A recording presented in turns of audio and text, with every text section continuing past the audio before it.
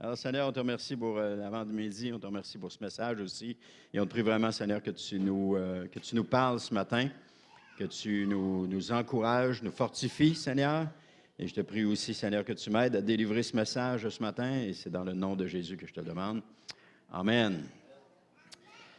Amen. Alors, tout d'abord, Jean-Marc Lefebvre, mon épouse Lefebvre, je vais vous souhaiter une bonne année 2018. Pour ceux qui n'étaient pas là, le 31. Et aussi, vous connaissez les vœux habituels, paix, bonheur, santé, tout ce que tu désires. Alors, je vous souhaite vraiment une bonne année. Et j'aimerais aussi vous encourager à aller écouter le message de la semaine dernière du 31, pour ceux qui n'étaient pas ici, avec notre frère Claude Tremblay. C'était vraiment un message très pertinent et je pense que ça vaut la peine d'aller l'écouter. Je le mentionne ici devant la caméra pour que ceux qui peuvent aller voir, allez sur notre site. Vous allez voir dans Prédication, dérouler, vous allez arriver au 31, le message de Claude Tremblay. C'était vraiment quelque chose de pertinent. Aussi, c'est ça, c'est que vous preniez le temps de l'écouter. Amen. Donc, le premier dimanche de janvier, en principe, c'est le dévoilement du thème de l'année. Et vous avez pu le remarquer tout à l'heure sur vous pouvez le remarquer encore, vous l'avez vu là, vous l'avez vu aussi sur le bulletin. On continue comme l'année dernière, on le met sur la première page du bulletin. Le thème de l'année, c'est « La personne d'abord ». Cette année, on veut s'occuper des gens. On veut s'occuper de l'autre. Vous savez, la Bible met l'emphase sur des personnes. Partout, quand vous regardez dans la Bible, ce sont des personnes. Ce n'est pas des choses qui sont en action, c'est des personnes. Et même les 10 commandements que Dieu a donnés à Moïse concernaient les personnes. Les 4 premiers concernent la personne de Dieu et les 6 autres concernent les personnes, les gens. Donc, tout dans la Bible est à propos des personnes. Il n'y a rien qui n'est pas à propos d'eux. Tout est à propos des personnes. Donc, ça nous concerne tous. Et quand Dieu a créé le ciel, la terre, qu'est-ce qu'il a fait? Il l'a fait pour faire résider des gens. Après que sa création était faite, il a créé l'homme et la femme pour habiter et peupler la terre. Christ aussi est mort pour des personnes. Il n'est pas mort pour des bâtiments, il n'est pas mort pour des animaux, il est mort pour des personnes. Et je sais que ce n'est pas une grande révélation aussi pour vous aujourd'hui d'entendre cela, mais la personne est primordiale dans le contexte biblique. Par tout ce qu'on regarde dans la Bible, on voit que c'est des personnes. Quoi qu'il en soit, nous voulons en cette année 2018 nous tourner, non pas vers les choses à faire comme on a fait dans le passé jusqu'à maintenant, mais nous tourner à partir de maintenant vers les personnes. Et il y a 2 personnes vers lesquelles il faut se tourner. Premièrement, la personne de Dieu et notre prochain. C'est le commandement que Jésus a donné, d'aimer Dieu et d'aimer son prochain. Il dit, il n'y a pas de plus grand commandement que ceux-là. L'apôtre Jean nous dit que nous ne pouvons pas affirmer aimer Dieu sans aimer notre prochain. Si je n'aime pas mon prochain, je ne peux pas dire que j'aime Dieu. Quelqu'un qui décide de ne plus venir à l'Église parce que ça le confronte trop ou bien qu'il est blessé par les autres et qui dit « Ah, moi j'aime le Seigneur puis ça se passe bien avec lui ». Je fais « mauvaise réponse » parce qu'il n'aime pas les gens. Si tu n'es pas prêt à accepter qu'on te bouscule, qu'on se frotte après toi, qu'on te sable, qu'on t'adoucisse, tu n'es pas prêt, tu ne peux pas dire que tu aimes le Seigneur. Parce que les gens nous bousculent, nous frottent, nous adoucissent. Vous connaissez l'expression papier sablé. Il y en a un qui est un papier sablé, Win est un papier sablé pour nous, mais elle est là pour nous faire grandir. Elle est là pour nous faire devenir plus matures, devenir plus adultes spirituellement parlant. Amen. Donc, ce qui nous démontre que nous aimons Dieu, c'est que nous aimons notre prochain. Ce matin, ça va être un message qui, quand on parle de la personne d'abord, je vais vous shaker pas mal ce matin. Ça va brasser. Ça va brasser à tous les niveaux, que ce soit tous ceux qui vont écouter le message, qui vont se donner la peine de l'écouter, ça va brasser. Parce que si je suis, écoutez bien là, si je suis indifférent envers mon prochain, je le suis également envers Dieu. Si je critique mon prochain, c'est Dieu que je critique. Si je murmure contre mon prochain, c'est contre Dieu que je murmure. Pourquoi je dis ça? Parce que c'est comme ça. Aimer Dieu, aimer son prochain, ça va ensemble. Et Jean nous dit, c'est basé sur Jean, qui nous dit qu'on ne peut pas affirmer aimer Dieu en détestant notre prochain. On ne peut pas affirmer aimer Dieu. C'est impossible. Alors, l'amour de Dieu est directement relié à l'amour de mon prochain et les deux sont indissociables. Ils s'embriquent un dans l'autre et ils sont indissociables. Vous savez, quand vous prenez une corde, à tresser une corde et vous commencez à tirer dessus, les brins se serrent ensemble et c'est indissociable. Tu ne peux pas les enlever. Tu as beau tirer, plus tu tires, plus ça serre, moins ça va sortir. Alors, c'est la même chose avec Dieu. Aimer Dieu, aimer son prochain, ça s'embrique ensemble et ça ne peut pas sortir. Ça va ensemble. Si j'aime juste mon prochain ou si j'aime juste Dieu, bien, il n'y a rien qui se passe. Comprenez? Alors, je ne peux pas prétendre le contraire. Je peux essayer de me convaincre du contraire, mais je peux aussi essayer de convaincre les autres du contraire. Mais mes actions parlent plus fort. Mes gestes parlent plus fort. Et dans ce cas, si j'essaie de convaincre les autres que j'aime Dieu sans aimer mon prochain, je fais de Dieu un menteur. Je fais de Dieu un menteur. Mais Dieu n'a jamais été trouvé menteur. Moi, si, mais Dieu, jamais. Il a toujours été trouvé juste dans ses jugements, vrai, il n'a jamais été menteur. Alors, qu'est-ce que je suis pour continuer de prétendre? Regardons ensemble quelques passages. Le premier point que j'apporte ce matin, c'est la personne de Dieu d'abord. Alors, prenez votre Bible, électronique ou en papier, comme vous voulez, et je veux juste faire une exhortation ce matin là-dessus. C'est important que lorsqu'on vient à l'Église, d'amener notre Bible. Premièrement, ça nous habitue à chercher. Quand on dit « tournons à tel endroit », ça nous habitue à chercher, ça nous habitue à fouiller. Aussi, ça nous permet de voir si ce qui est dit est vrai, dans un premier temps. Mais plus que ça encore, c'est de voir si la doctrine est conforme. Si je ne suis pas en train de vous en passer une vite ou vous passez un sapin, comme on dit. Voir si la doctrine est conforme. Et ça ne se voit pas juste en regardant le verset, mais ça se voit en étudiant ce que j'ai dit, si c'était conforme avec ce que la Bible dit. Les disciples de Bérée étudiaient la Bible chaque jour pour voir si ce qu'on leur disait était vrai. Pas qu'ils ne faisaient pas confiance, mais ils voulaient s'assurer que c'était vrai. Alors, la responsabilité de chaque chrétien, ce n'est pas de gober tout ce qui est dit à partir de la plateforme en disant « Ah, c'est un homme de Dieu, il n'y a pas de problème », mais c'est d'être capable d'aller voir et de s'assurer que c'est réel et que c'est vrai. Allez s'en assurer. Alors ça, c'est important. Donc, amener sa Bible aussi à l'Église démontre une note que ça nous intéresse. On est intéressé. On veut voir, on veut écouter le message. On veut l'entendre. On veut participer au message.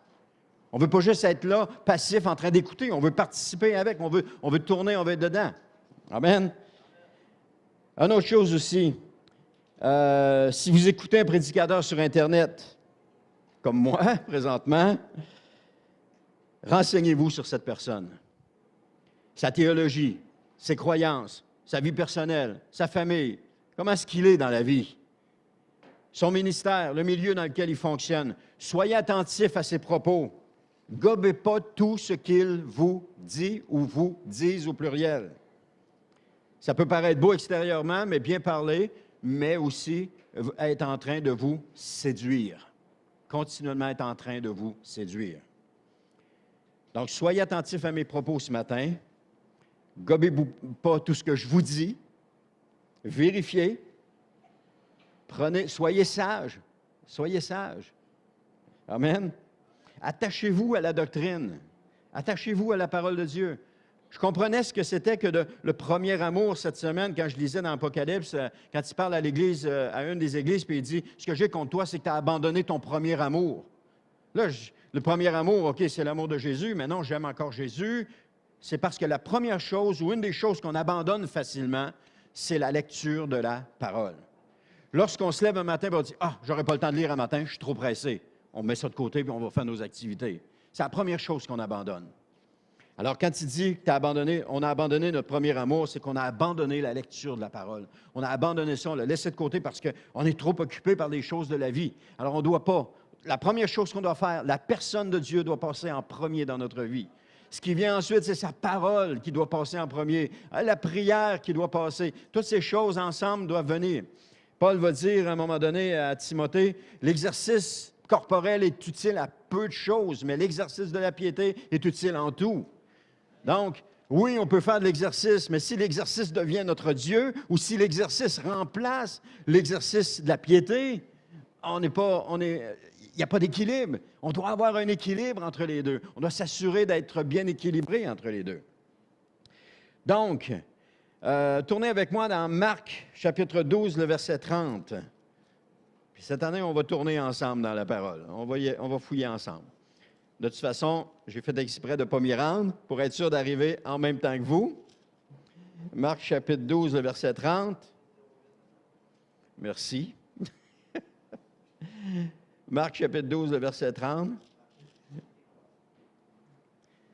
Qui nous dit,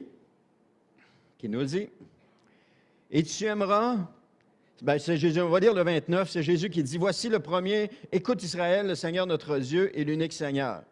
Verset 30, « Et tu aimeras le Seigneur ton Dieu de tout ton cœur, de toute ton âme, de toute ta pensée et de toute ta force. » Ça, c'est pour aimer Dieu. On peut le continuer, c'est encourageant à lire.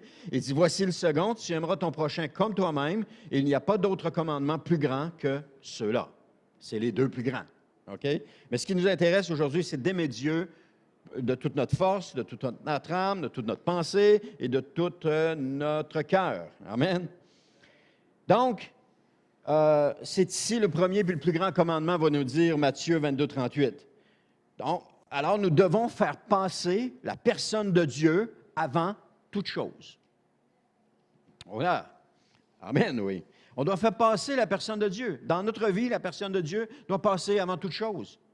Le chrétien doit faire passer avant toute chose. Avant n'importe quoi. Soit en premier dans tout ce que nous faisons. La personne de Dieu doit avoir la première place dans notre cœur. Et notre amour doit d'abord être pour la personne de Dieu. Parce que si notre amour est pour la personne de Dieu, il nous est facile d'aimer les autres par après. Olivier a parlé de triangle tout à l'heure. Il est facile d'aimer les autres si notre amour est pour la personne de Dieu. Dans un couple, le couple se rapproche. Quand on fait le triangle, la barre du bas comme ça avec la barre du haut, le couple se rapproche lorsqu'il s'approche de Dieu. Il ne sera jamais plus proche un de l'autre tant qu'ils ne seront pas proches de Dieu. Alors, mettre la personne de Dieu en premier dans notre vie.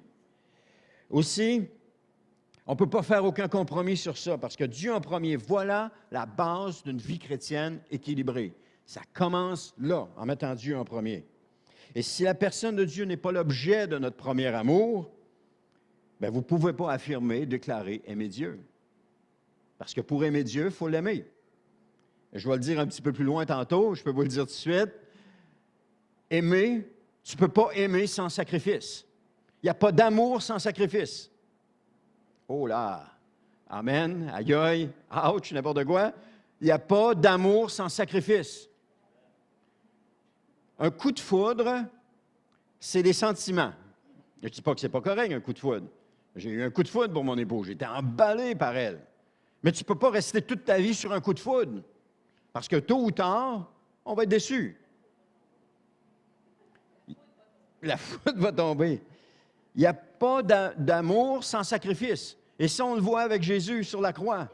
Jésus a offert le plus grand sacrifice qui était celui de mourir pour nous. Il nous démontrait son amour. Dieu va dire qu'il nous démontre son amour en nous donnant Jésus. Il n'y a pas d'amour sans sacrifice. On ne peut pas aimer Dieu sans sacrifice. Si on aime, il y a du sacrifice. Si on vit, on partage notre vie avec une femme ou une femme qui partage une vie avec un homme, il n'y a pas d'amour sans sacrifice. Parce que tôt ou tard, on ne peut pas toujours faire ce qu'on veut, comme on veut, quand on veut. Il faut tenir compte des autres. Amen. Ah, OK, je reviens là-dessus. De toute façon, je vais y revenir tantôt. Marc 12, 30, ça dit, tu aimeras le Seigneur. Le mot Seigneur qui est là, c'est Kurios. Kurios signifie, je vais vous le lire textuellement, celui à qui une personne ou une chose appartient.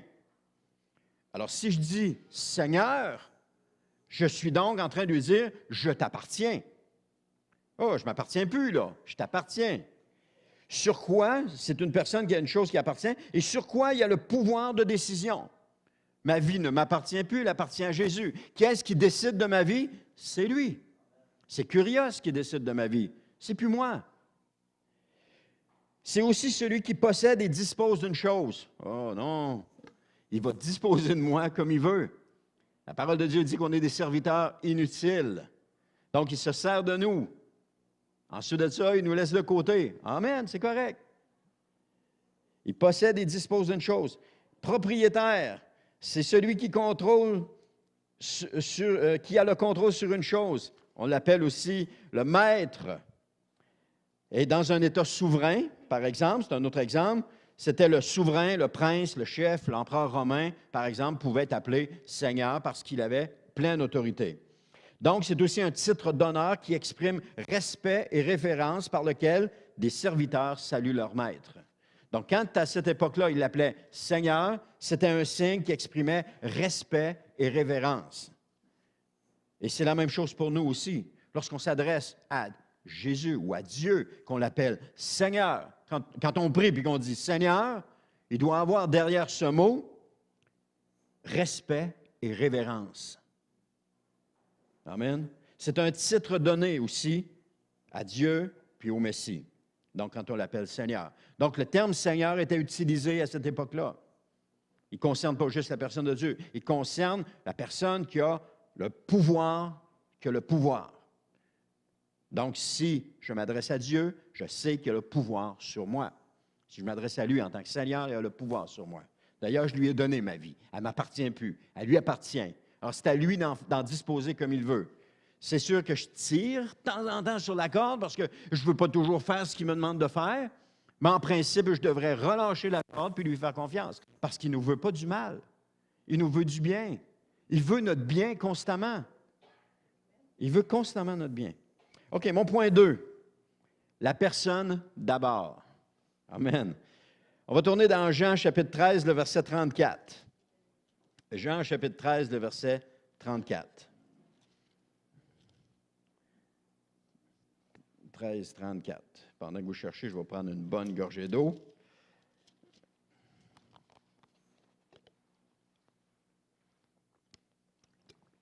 « 13,34 qui dit, « Je vous donne un commandement nouveau. Aimez-vous les uns les autres comme je vous ai aimé. Vous aussi, aimez-vous les uns les autres. » Donc, la personne d'abord se veut de considérer l'autre avant nous-mêmes. On va avoir beaucoup de chemin à parcourir en cette année 2018. Je ne sais pas si c'est un thème qui va durer juste en 2018 et qui ne s'extensionnera pas dans les autres années, mais on va avoir beaucoup de chemin à parcourir. Comme on dit, la barre est haute, mais elle n'est pas inaccessible. Elle est accessible. Parce que Jésus nous dit dans un premier temps que c'est un commandement nouveau. C'est ce qu'on retrouve là, ce qu'on vient de lire. Alors, il nous est demandé de s'aimer comme Jésus nous a aimés. Et ce n'est pas juste des paroles. « Ah, mon frère, je t'aime. » Il faut que ça aille plus loin que ça. Ce n'est pas juste des paroles. Et moi, je vais vous poser une question. Et je veux des réponses. Comment Jésus nous a-t-il aimés? Ou comment Jésus vous a ou t'a aimé d'une façon particulière? Il a donné sa vie pour nous. Il ne vous a pas aimé, les autres. Il a juste aimé Jean-Marc. Ah, ben viens t'asseoir avec moi. Jean-Marc est assis sur le stage. Non.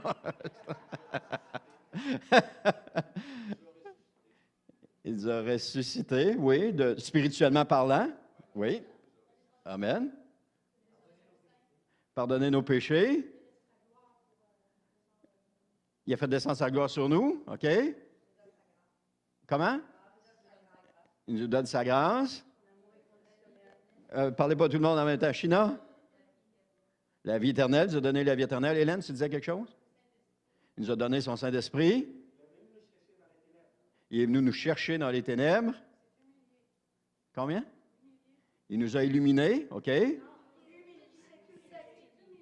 Ah, il s'est humilié. OK, il s'est humilié pour nous. Oui, il a quitté son ciel. Il a quitté la place, la belle place pour venir vivre comme nous. La gloire à la royauté. Amen. Alors, vous voyez comment Jésus nous a aimés. Maintenant, l'autre question. comment est-ce que vous pouvez aimer votre prochain?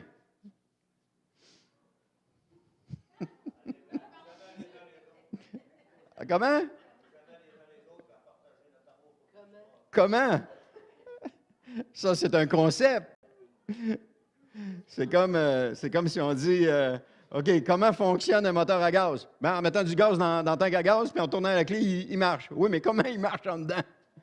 Comment vous pouvez dire comment vous pouvez aimer votre frère? OK, Hélène.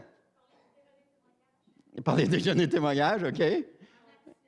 En action. Quelle sorte d'action? OK. Vous voyez, on a des concepts, mais on n'a pas de... C'est dur. En parlant du Seigneur, oui.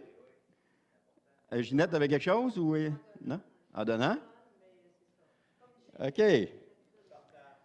Quand j'ai dit que la barre était haute, vous voyez qu'elle est haute, la barre. Mais elle n'est pas inaccessible. Il est possible de commencer à aimer notre prochain réellement. Et vous allez voir tout à l'heure, je vais avancer là-dedans, vous allez voir comment on peut aimer notre prochain. Parce que la personne, d'abord, ne veut pas dire, je l'ai déjà dit à quelques-uns, bon, enfin, on va s'occuper de moi. Non, c'est pas ça que ça veut dire. C'est pas ça que ça veut dire. Ça veut dire que, parce que Jésus n'a pas dit, aimez-vous vous-même comme je vous ai aimé. Ou aimez-vous vous-même que je vous ai aimé. C'est pas ça qu'il a dit. Il dit, il ne nous est pas demandé non plus d'être dans l'exigence envers l'autre. Hey, tu dois m'aimer parce que c'est écrit dans la parole, tu dois m'aimer. Là, on est dans l'exigence. Alors, ce n'est pas centré sur nous, c'est centré sur l'autre. Alors, imaginez que si nous nous centrons tous sur l'autre, bien, à quelque part, il y a quelqu'un qui est centré sur nous. Il y a quelqu'un qui est sur nous. Bang, bang, bang. Il y avait une illustration qui montrait c'était en physique, qui nous présentait ce petit vidéo-là quand j'allais à l'école. C'était des 2 balles de ping-pong qui étaient mises sur des trappes à souris, qui étaient enclenchées. Et il y en a sûrement qui ont déjà vu ça. Puis il avait rempli une pièce au complet de cela. Il avait mis des balles. Et puis il en prenait juste une, puis il la lançait dans cela. Et la une frappait, et ça faisait tout sauter les trappes à souris, puis les balles de ping-pong montaient toutes en l'air. Et c'est un peu la même chose. Si on commence à aimer notre prochain, le premier coup, ça déclenche des choses, ça fait sauter les choses. Et là, tout à coup, wow, on est rempli d'amour, tout le monde s'aime. Claude Tremblay est venu la semaine dernière, puis la première chose qu'il a remarqué, c'est j'ai été bien accueilli. Pourquoi il a été bien accueilli? Je vais le dire ce matin parce qu'elle n'est pas là. Elle n'écoutera sûrement pas le message, mais elle va l'écouter, OK? C'est Annie qui est allée voir Claude, puis elle dit, qu'est-ce que tu as de besoin? Bien, j'aurais besoin d'une table, j'aurais besoin de ci, j'aurais besoin de ça. Parfait. Elle s'est occupée. Elle a tout amené ce qu'il y avait de besoin. Elle a même amené de l'eau. Il n'en revenait pas. Il dit, j'ai jamais été accueilli de même en nulle part. Il n'en revenait pas. Et je voulais lui dire, je n'ai pas eu l'occasion de lui dire, mais je vais lui dire à Annie, c'est chapeau, c'est ça, aimer notre prochain. Aimer notre prochain, faire quelque chose pour lui, aller vers lui, puis faire quelque chose pour l'autre. Aimer, il n'y a pas d'amour sans sacrifice. Ça lui a coûté quelque chose. Elle aurait pu rester assise derrière son PowerPoint, elle faisait le PowerPoint, et ne pas y aller, ne pas bouger, puis dire, ah oui, je t'aime, Claude, il n'y a pas de problème. Mais elle a posé des gestes. Elle s'est donné la peine d'aller chercher une table, de mettre une nappe dessus, d'aller chercher la bouteille d'eau. Y a-t-il d'autres choses que tu as besoin? Vous savez, il était comblé, il était rempli, ce gars-là, il n'en revenait pas. Amen. Hein?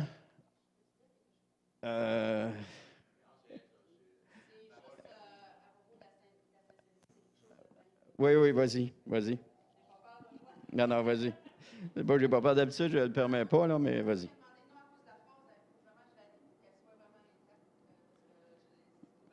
OK, vas-y.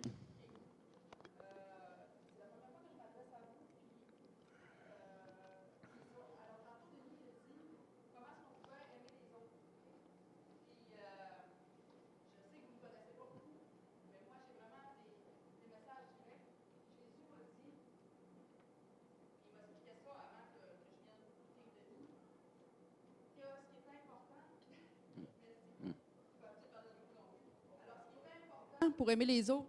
Oui. Comme ça? OK. Ce qui est important pour aimer les autres, il m'a donné une phrase pour ça, OK? C'est une phrase qui dit tout, OK? Vous voulez la décortiquer dans tous les sens, puis ça va vous faire comprendre, je pense. C'est la sincérité. Puis la sincérité d'un cœur, c'est quoi? La sincérité d'un cœur, c'est le reflet de l'intensité, de la pureté des sentiments qui émanent de ce cœur-là. OK? C'est une grande phrase, mais c'est une phrase qui dit tout. C'est pour ça que les enfants, on trouve que les enfants, ils aiment les gens facilement. Tu les mets à quelque part, puis eux autres, ils n'ont pas de barrière. Ils vont aimer tout le monde, puis on dit que les enfants ont aussi une pureté. Mais c'est justement, c'est parce qu'eux, ils sont sincères dans leur cœur. Parce que l'intensité des sentiments qu'ils ont, c'est des sentiments qui sont purs, qui ne sont pas altérés. Alors nous autres, si on veut vraiment avoir de la capacité à aimer les autres, ce que Jésus me dit, c'est qu'il faut vraiment avoir de la sincérité dans les sentiments, puis laisser aussi notre cœur donner l'intensité qu'il faut qu'il donne. Nous autres, souvent, on est capable de les altérer, de les modifier, souvent, on se fait attaquer. Donc, ça aussi, ça joue en ligne de compte, ce que les jeunes enfants n'ont pas. Mais c'est vraiment important que vous soyez sincères. Puis c'est ça, sincère, ça veut vraiment dire l'intensité de la pureté de vos sentiments. Il faut qu'ils soient vrais. Si vous n'avez pas ça, vous ne serez jamais capable d'aimer les autres correctement. Ça, c'est sûr. C'est juste ça que je voulais dire. OK. Merci, Audrey. Merci. Alors, Jean 15, 12 nous dit, c'est ici mon commandement. Mais Jean 15, 12 ne va pas tout seul. Il y a aussi Jean 15, 13 qui vient avec. Jean 15, 13 qui le suit dans le contexte, qui dit, c'est ça, Jean 15? Oui, Jean 15, 13. Qui dit, « Il n'y a pas de plus grand amour que de donner sa vie pour ses amis. » Il n'y a pas de plus grand amour que de donner sa vie pour ses amis. Le plus grand amour que je puisse démontrer envers mon prochain, c'est de donner ma vie pour lui, ou de donner un moment de ma vie pour lui, un instant de ma vie pour lui.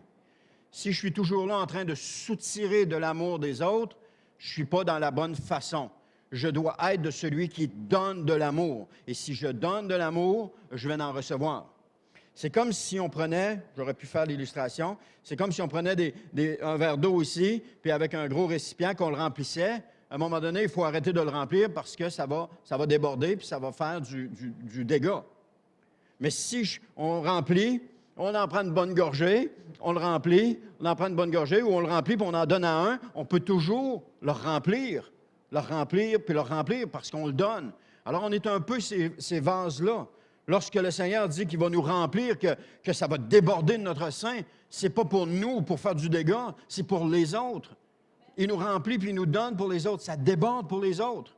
Alors, c'est ça d'aimer. On déborde pour les autres d'amour. Et lorsque je déborde d'amour pour les autres, l'autre est comblé. Il est comblé, il déborde d'amour pour l'autre. L'autre est comblé, il déborde, et etc. C'est comme mes balles de ping-pong tout à l'heure, ça revole partout, partout, partout. Et puis, ça fait comme un nuage qui revole partout. Essayez d'imaginer la scène. Et vous allez voir. Donc, il y a des parents aussi qui acceptent de donner des années de leur vie pour leurs enfants. Tout cela par amour. Par amour. Vous allez dire, oui, c'est facile, là. Non, il y a des sacrifices. Il n'y a pas d'amour sans sacrifice. On aime nos enfants, on leur donne de l'amour. Parfois, ça paraît simple, ça paraît facile. Mais quand ça fait un bout de temps qu'il branle, puis qu'il ne veut pas dormir, puis que tu es fatigué, tu es épuisé, tu n'en peux plus, puis que tu vas le voir, tu lui parles doucement, encore une fois, il n'y a pas d'amour sans sacrifice. Ça n'existe pas. Donc, Jésus a donné sa vie pour nous et il nous demande de donner notre vie pour notre prochain. Ce matin, me permettez-vous d'être franc avec vous? Oui? Amen. De vous dire la vérité sans détour ni flatterie. C'est pas, je ne le fais pas parce que je suis en colère ou parce que je suis frustré.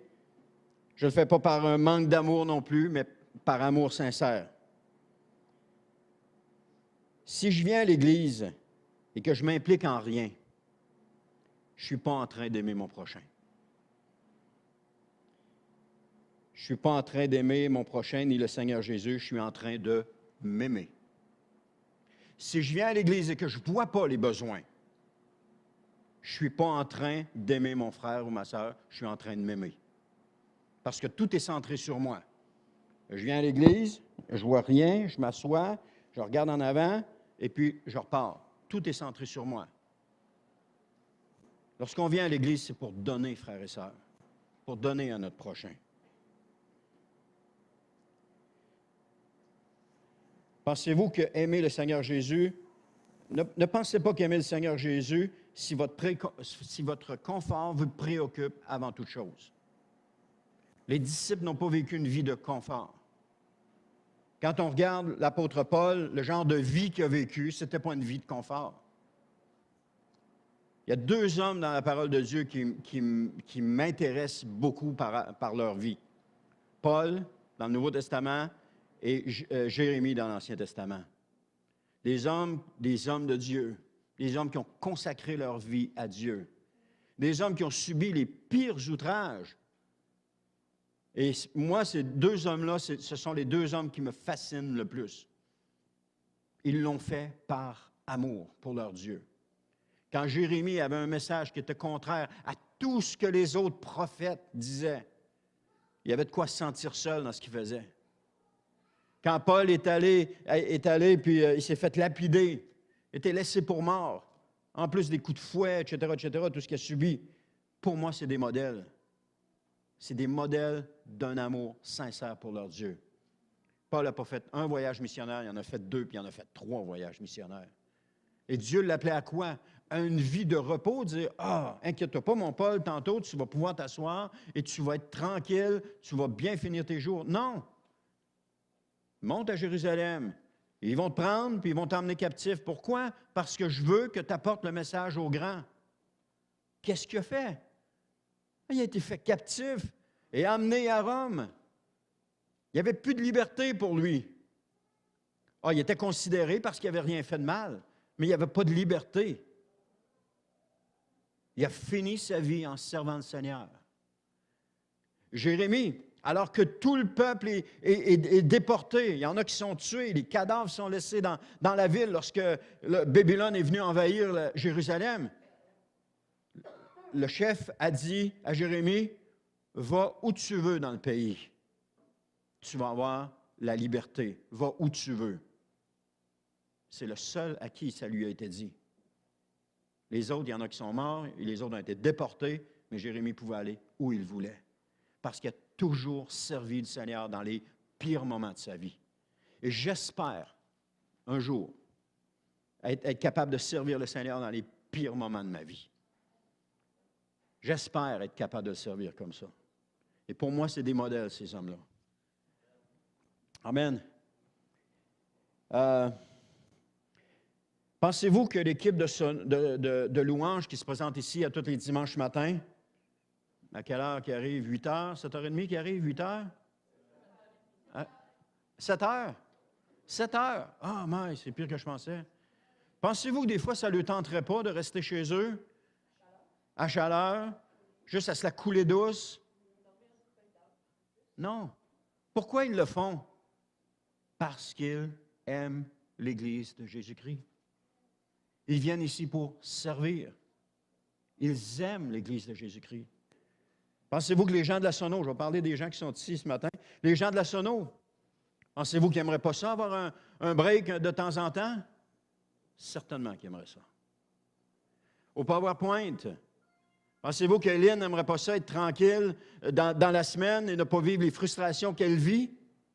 Ah, oui, je suis certain que oui, qu'elle aimerait ça. Mais elle le fait parce qu'elle aime l'Église. Elle aime les frères et sœurs. C'est par amour qu'elle le fait. Et là, je pourrais nommer Carole, Rodrigue, Nathalie, Ginette avec les palmiers, tous ceux qui s'impliquent d'une façon corps et âme dans l'Église. Pensez-vous que des fois, il n'y aurait pas le goût? Même moi, pensez-vous que j'ai toujours le goût de me tenir ici en avant? J'ai déjà vu des fois, je m'en venais à pied, je me disais, ah, que ça ne me tente pas un matin. Mais je devais être là. Parce que le Seigneur me demandait d'être là. Mais parce que j'aime l'Église. J'ai toujours servi l'Église. J'ai toujours aimé l'Église. Je me suis donné, à partir du moment où on est né de nouveau. Ils sont venus nous voir et ont dit, bon, on aurait un ministère pour vous, Anne et moi. Seriez-vous intéressés de laver les coupes, parce que c'était des coupes en verre pour la Sainte-Seine? Seriez-vous intéressés de juste les laver? Vous les prenez, vous les mettez dans le lave-vaisselle, mettez du savon, partez le lave-vaisselle. On a dit oui tout de suite. Et ça a été le premier ministère, puis après ça, ça n'a jamais arrêté. On a été impliqués à presque tous les niveaux dans l'Église. On a donné. J'ai travaillé des bouts de temps, je travaillais 60 heures par semaine. J'avais un ministère à l'Église, j'avais la famille à la maison, et j'ai pas... Le Seigneur s'est toujours occupé de moi, s'est toujours occupé de ma famille, s'est toujours occupé des membres de ma famille puis de ce que je faisais. J'aurais pu tout arrêter. Il y a des fois, j'avais envie de tout arrêter. Mais le Seigneur me demandait, mon amour pour les frères et les sœurs, c'était ça qui comptait. Parce que j'aime encore les frères et les sœurs. J'aime l'Église de Jésus-Christ. C'est simplement ça. Mon amour, je la démontrais. J'ai fait l'école du dimanche, des bouts de temps. J'avais juste envie de tout arrêter, mais j'étais incapable d'arrêter. Puis quand j'ai décidé que j'ai arrêté, je me sentais coupable d'arrêter. Mais le Seigneur m'appelait à autre chose par après. Il m'appelait à autre chose, il m'appelait à faire autre chose.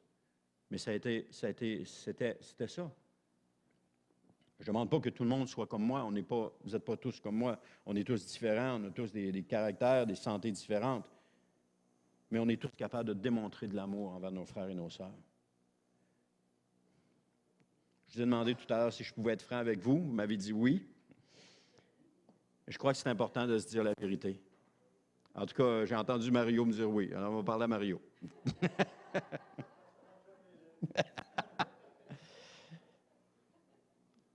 Tantôt, je ne vous ai peut-être pas nommé. Je n'ai pas nommé Mario, qui se donne aussi. Je ne l'ai pas nommé, mais sentez-vous visés. Tous ceux qui servent, vous visez. C'est important de se dire la vérité, puis de se regarder dans le miroir, puis de s'avouer franchement. Maintenant, disons-le. Pensez-vous que nos enfants ne mériteraient pas que nous nous donnions pour eux entièrement et avec amour?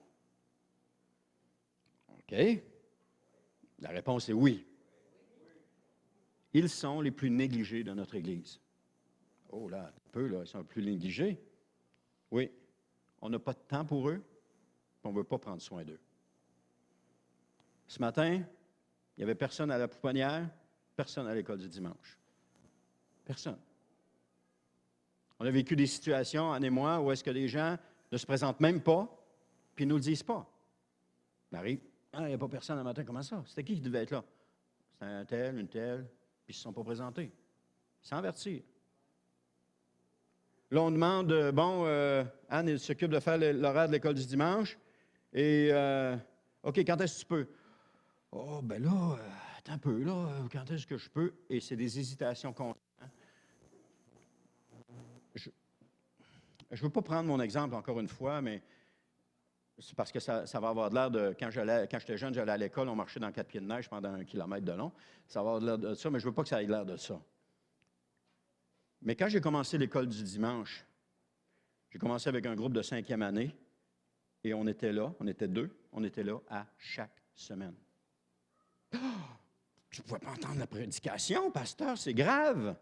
Il faut que tu entendes la prédication. Oui, je l'entendais, parce qu'il nous donnait une cassette et puis je pouvais écouter la prédication dans la semaine. J'étais doublement béni. Pourquoi j'étais doublement béni? Parce que d'un, puis à ce moment-là, on préparait toutes nos leçons. On n'avait pas de matériel comme aujourd'hui. Aujourd'hui, il y a du matériel en masse. On n'avait pas ce matériel-là. On préparait toutes nos leçons. On fouillait. Qu'est-ce qu'on apporte, Seigneur? On fouillait là-dedans. J'avais mon travail. On avait des jeunes enfants à la maison. Puis c'était mon ministère. Je me donnais à cela. À toutes les semaines, on était à l'école du dimanche et puis on apportait un message aux enfants. Pourquoi? Parce qu'on aimait les enfants.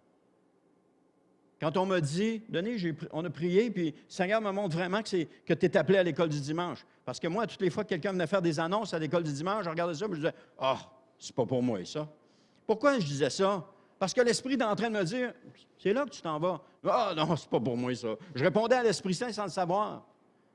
C'est quand ils m'ont dit, « Hey, regarde, le Seigneur m'a mis ton nom sur mon cœur. » Alors, il dit, tu vas faire le tour des classes. Le responsable m'a dit, tu vas faire le tour des classes. Alors, je suis allé, il m'a envoyé dans une classe de 5e année. Quand je suis sorti de là, j'ai dit, oui, c'est là que je vais aller. Non, on va continuer, on va faire le tour. Il m'a envoyé dans une 6e année ou dans une 4e, je ne me souviens pas.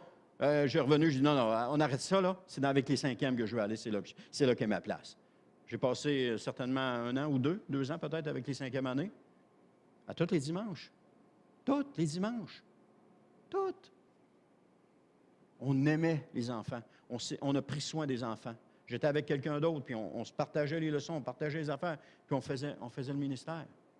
Nos enfants sont délaissés. Il y a des gens qui disent « Ah oui, je vais faire l'école dimanche 1 fois par mois. » Puis c'est beaucoup.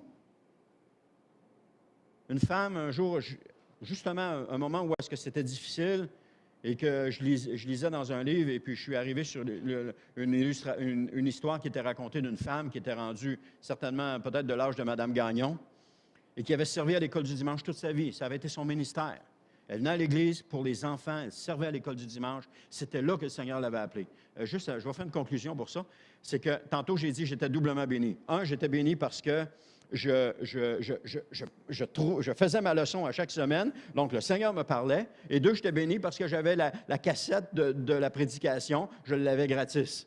Parce qu'à l'époque, ils vendaient 5 piastres, les cassettes. Je l'avais gratis. À tous les semaines, j'étais doublement béni. Donc, la dame qui est rendue d'un certain âge, peut-être de l'âge de Mme Gagnon, avait servi toute sa vie à l'école du dimanche.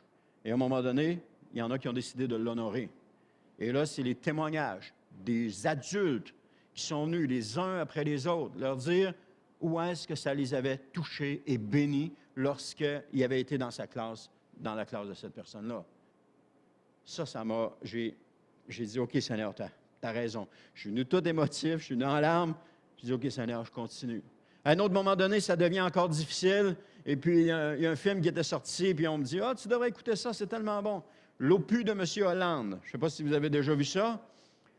Le bout où est-ce qu'on lui rend un hommage, j'ai braillé, j'ai pas arrêté, ça me parlait, ça me touchait tellement. Le Seigneur disait, « Garde, c'est ça, si tu persévères, si tu continues, c'est ça que je vais faire avec toi. Je vais t'honorer. » Être honoré de Dieu est encore bien plus grand que d'être honoré des hommes. Et ça me fortifiait. Je continuais à avancer là-dedans. Dieu me bénissait. Pourquoi? Parce que j'aimais. Je vidais mon verre et le Seigneur le remplissait avec de l'eau fraîche. Mais si je ne vide pas mon verre, il ne sera jamais rempli avec de l'eau fraîche. Il va toujours rester avec de l'eau stagnante. Elle va venir comment? Elle va venir avec des verres. Elle va sentir mauvais, puis elle ne sera d'aucune utilité.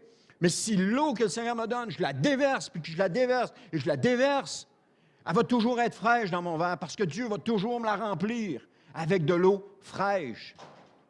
Frères et sœurs, on peut la remplir. On peut être rempli, mais il faut déverser pour être rempli. Des fois, on chante, « Oh, remplis-moi, Seigneur. » Seigneur, moi, je suis convaincu qu'il a juste envie de nous regarder, puis qu'il dit, « Mais je ne peux pas. » Tu es déjà plein, puis tu ne te vides pas. Il faut que tu te vides. Si tu veux que je te remplisse, il faut que tu te vides. Et si on vide, il va nous remplir. Et quand on va se remplir, remplis-moi, Seigneur. Le Seigneur dit, oui, mon ami, je vais te remplir. Oui, je vais me déverser en toi. Amen. Si je pouvais être partout, je le serais. Je serais à la pouponnière, je serais à l'école du dimanche. Un matin, c'est là que je serais. Mais je ne peux pas être partout. J'ai un ministère et je dois accomplir mon ministère. Mais s'il n'y a personne pour s'occuper des jeunes à 9h30, à partir de maintenant, je vous le dis, je vais être à la pouponnière à 9h30. Je vais arriver ici à 10h30 quand les louanges vont être terminées. Parce que je ne veux plus que les enfants soient abandonnés. Je ne veux plus que les enfants soient laissés. Je ne sais pas qui est avec eux de l'autre côté, là. Hein? Charlotte et Olivier? OK. Parce que j'ai vu des fois des jeunes qui étaient là seuls, personne ne s'en occupait. Ils sont là tout seuls. On les a délaissés.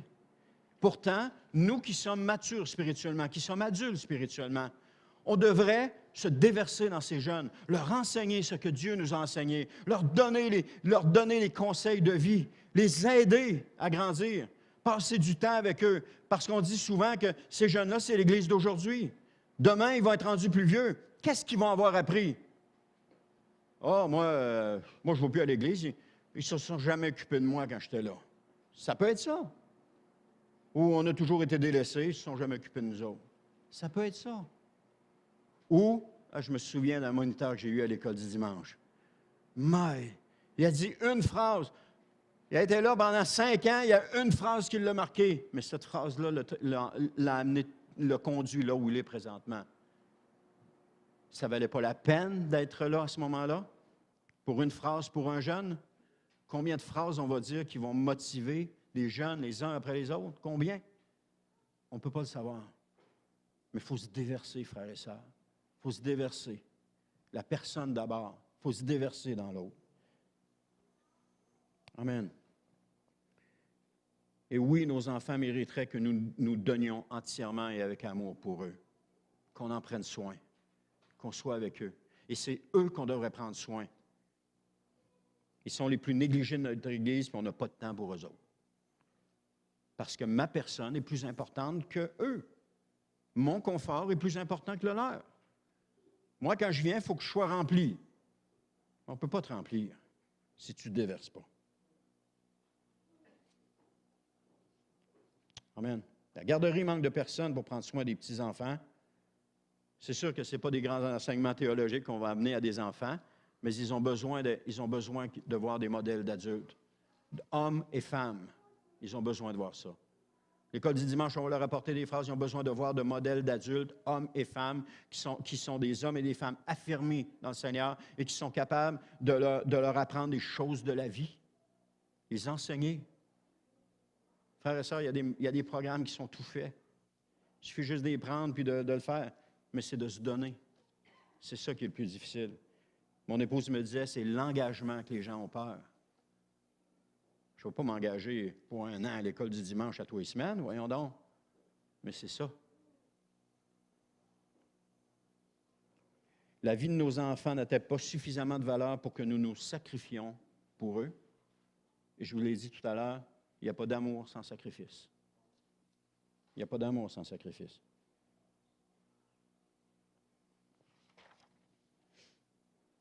On a abandonné nos enfants au profit de notre confort et on a abandonné nos frères et sœurs au profit de notre bien-être. Parce que moi, il faut que j'aille ça, sinon je ne suis pas bien. Ce n'est pas moi qui est important, c'est l'autre. Et j'espère être capable un jour d'être de plus en plus à l'aise avec ça, que l'autre est plus important que moi. Des fois, je suis encore centré sur moi-même. Je dois le dire, je suis encore centré, je suis encore tourné vers moi, puis ma personne à moi, puis mon petit moi est important. Mais je crie au Seigneur, aide-moi, Seigneur, je veux me tourner vers les autres. Je ne veux plus que mon moi soit important. C'est les autres qui sont importants. Et n'oubliez jamais une chose, c'est que notre confort et notre bien-être coûtent des sacrifices à d'autres personnes. Parce que nous refusons de s'impliquer, parce que nous refusons d'obéir à ce que Dieu nous demande, ça coûte des sacrifices à des personnes. Ou lorsque des gens ne se présentent pas à la garderie, comme ce matin, ça coûte des sacrifices à des gens. À qui ça coûte des sacrifices ce matin? À Olivier et à Charlotte. À qui ça coûte des sacrifices? Pas de pouponnière, ça coûte des sacrifices aux parents. Ça coûte des sacrifices à quelqu'un quand on n'est pas là. J'en conviens, ce n'est pas un message à l'eau de rose ce matin, mais c'est la réalité. Je vous ai dit que la barre était haute, mais elle n'est pas inaccessible. Elle est accessible. Amen. Ce n'est pas de mon confort que je dois me préoccuper, mais de l'impact que je vais avoir sur les générations futures. C'est une belle phrase, ça, hein? Je vous la répète. Ce n'est pas de mon confort que je dois me préoccuper, mais de l'impact que je vais avoir sur les générations futures. Si vous voulez entendre un jour des jeunes venir vous voir avec reconnaissance, dire « Je me souviens, quand tu étais, peut-être pas à la garderie, ils ne s'en souviendront pas, mais quand tu étais à l'école du dimanche, puis que tu as dit cette phrase-là un jour, je vous garantis, vous allez venir en larmes. Ça, là, ça va être votre salaire, qui va être encore plus grand que ce que vous auriez jamais espéré. De voir des jeunes rendus adultes, qui sont dans l'Église, qui aiment le Seigneur. Pourquoi? Parce qu'un jour, je leur avais dit une parole qui les a transformés. Une parole inspirée, peut-être? Amen. Pensez-vous que j'ai toujours envie de me tenir ici, comme ce matin? Non. Mais j'ai donné ma vie à Jésus et je lui ai donné. Et je suis prêt à sacrifier pour les autres aussi. Amen.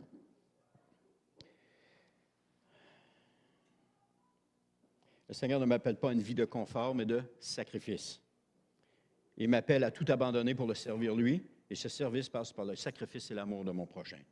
Jean 15, 14, on va le garder là, on va le continuer. Jean 15, 14 qui nous dit, « Vous êtes mes amis si vous faites ce que je vous commande. » Vous avez vu là, le 12, 13 et 14, ça va tout ensemble. « Vous êtes mes amis. Qui peut me déclarer que je suis ami de Jésus? » Jésus lui-même. Moi, je ne peux pas me déclarer être ami de Jésus. Il y a une chant qu'on chante qui dit « Je suis l'ami de Dieu ». Je ne peux pas me déclarer être l'ami de Dieu. Comme par exemple, si je me déclare ce matin, je suis l'ami de M. Couillard, premier ministre du Québec. Je suis son ami. Ah oui. Il ne me connaît même pas, là. Il ne sait même pas qui je suis, là. Comment je peux faire pour me déclarer que je suis son ami? Et comment on va faire pour savoir si je suis son ami? C'est quand lui va le déclarer. Alors, si Jésus ne nous appelle pas ses amis, on ne peut pas dire qu'on est l'ami de Jésus. Et Jésus le dit à ses disciples à un moment donné. Il dit, « Je ne vous appelle plus serviteurs, mais amis. » Les disciples de Jésus sont devenus ses amis à ce moment-là. Et Jésus peut se déclarer notre ami, mais c'est à lui à nous le déclarer. Moi, je ne peux pas le déclarer à sa place. C'est à lui à le déclarer. Jean 15, 14, « Vous êtes mes amis. » C'est ça qu'il dit. « Vous êtes mes amis si vous faites ce que je vous commande. » Alors, je ne peux pas me déclarer ami de Dieu si je n'écoute pas le Seigneur. Amen. Alors, vous êtes mes amis. Alors, qui va me dire que je suis ami de Jésus? C'est lui-même qui va le dire. Amen. Gloire à Dieu. Je termine avec ceci. Alors, tout comme Jésus a accepté de quitter le ciel pour venir et donner sa vie pour nous, acceptons de quitter quelque temps notre confort pour donner quelque soit peu notre existence à notre prochain. Accepter de quitter notre confort, donner notre existence. Tout comme Jésus, nous pourrons ainsi le rejoindre dans le ciel à la fin de notre vie. Vous voyez l'image, Jésus a quitté l'endroit parfait pour venir sur la terre, dans un endroit hostile, difficile, pour donner sa vie par amour pour nous. Il nous est appelé de quitter notre confort et de donner notre vie pour le Seigneur en le servant à quelque part. Si ma vie n'en fut une d'égoïsme envers moi-même, je crains fort pour ma survie. Je crains fort. Alors, le moment est venu, non pas de se réjouir, mais de pleurer. De pleurer sur notre condition qui nous éloigne de Christ, plutôt que de nous en rapprocher. Cette année, démontrons de l'amour. 1 Jean 4, 7 à 11 nous dit, je vais tourner, je vais vous le lire. 1 Jean chapitre 4, versets 7 à 11. J'y arrive. 1 Jean chapitre 4, versets 7 à 11, qui dit, « Bien-aimés, aimons-nous les uns les autres, car l'amour est de Dieu. Et quiconque aime est né de Dieu et connaît Dieu. Celui qui n'aime pas n'a pas connu Dieu, car Dieu est amour. L'amour de Dieu a été manifesté envers nous lorsque Dieu a envoyé son Fils unique dans le monde afin que nous vivions par lui. Et cet amour consiste non point en ce que nous avons aimé Dieu, mais en ce qu'il nous a aimés et envoyé son Fils comme victime expiatoire pour nos péchés. Bien-aimés, si Dieu nous a ainsi aimés, nous devons aussi nous aimer les uns les autres de la même façon. Amen.